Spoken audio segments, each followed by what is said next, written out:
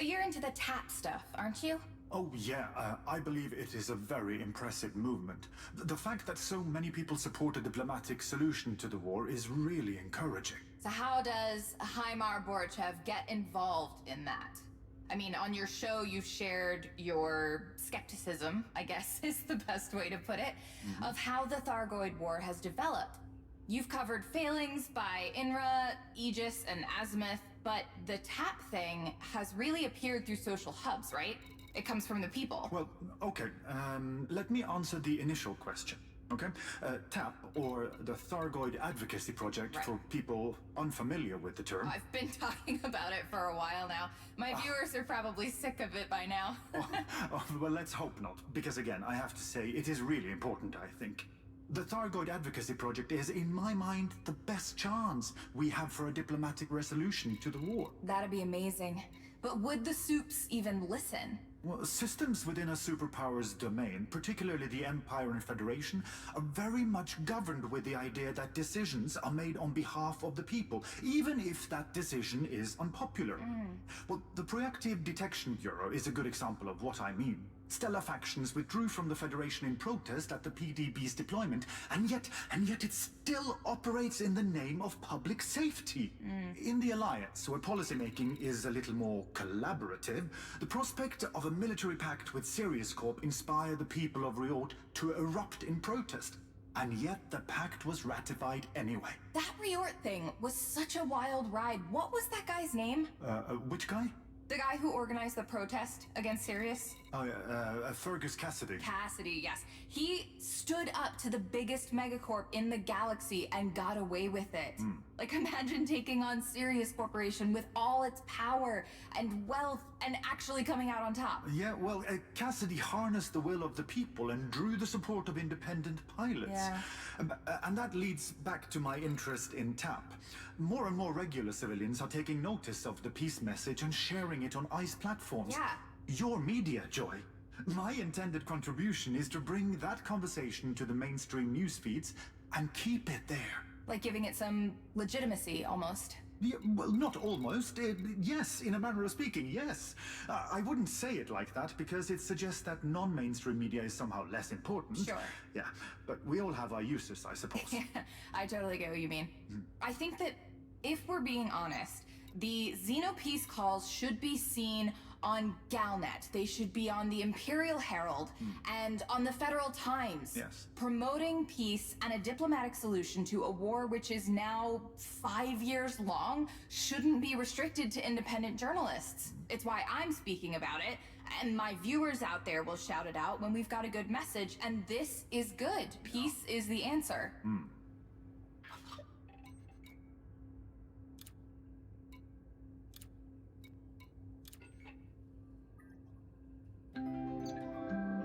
Joy Senne. Have you heard the recording from HIP 22460? I have. It's such a sad sound. It's so mournful. We don't know what made it. It is definitely Thargoid, but it does not match the noises from the Thargoid ships we have encountered so far. So, some of my crew are convinced that something alive was used to power the Proteus Wave weapon that Salvation built. I wouldn't put it past him. He was such a scumbag. You are not a fan of Salvation's work, Are then? you kidding me? Here, let's play this sound for everyone. Turn your volume up. Listen to this.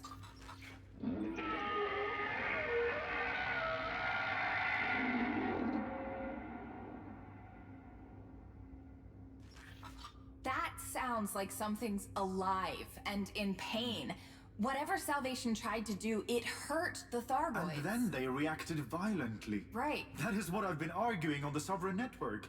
We have been the aggressor in this conflict, Exactly. and the Thargoids are responding in kind. There must be a concerted effort to break the cycle of war, or both species are doomed to many more years of suffering. All three superpowers covered it up, though.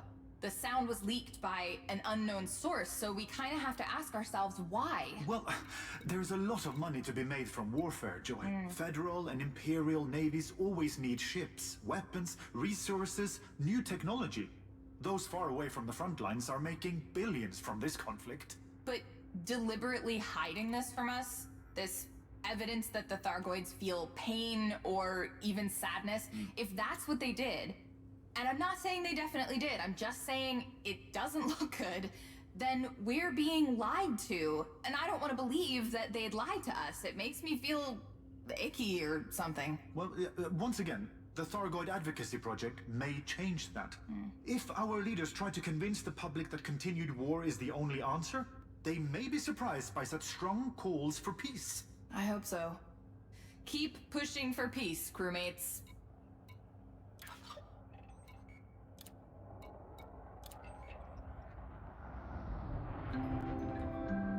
Joy Senne. Your crew? So, you have a ship? Oh, no. Well, yes, actually, I do have a ship. It's a dolphin. She's a beauty. But I call my viewers my crew. Okay, Yeah. I see. Yes, of course. We're on a journey together. My crew have been with me since day one, through good times and not so good ones. In fact, we actually have a question sitting here with 187,000 askers. So let's see. Hi, Mar. What do you think about the mysterious signals currently moving towards the core systems? That is a good question. I find them fascinating. A mystery yet to be solved. I know, right? I hope we can learn more about them soon. Have you discussed them on your show before? Let me tell you something. My crew has been tracking these things by the hour. We're so excited about what they could mean. Well, your crew must have considered both the pros and cons of what these anomalies are. It would be very naive to expect a purely benevolent intent. I get what you mean. Are you worried that they're dangerous? Yes, I worry that we have invited danger to our space. Yes, I do. Our leaders have overseen a consistent level of antagonism towards anything non-human. Do you think that they're Thargoid related? Well, that is a popular theory, but currently we have no evidence to support it.